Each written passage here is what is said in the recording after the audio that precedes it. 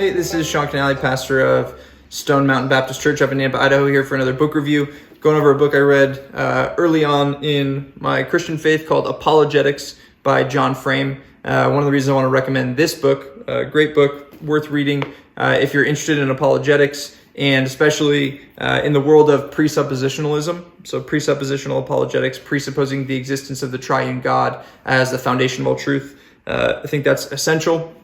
And Frame would agree with that. John Frame would agree with that. And you'll hear some presuppositionalists say there's no room for evidences of the Christian faith. And he talk about science, things like that, proofs for the existence of God, because you're ceding ground that you shouldn't in terms of those basic presuppositions. You don't want to put the unbeliever in the judgment seat against God. And so I think John Frame does a good job of laying out the logic of that and showing many presuppositionalists want a tight circle, right? Circular reasoning to begin and end with God. And he's okay with that because God is our foundation, right? The God who knows all is the foundation for us having certainty in our knowledge.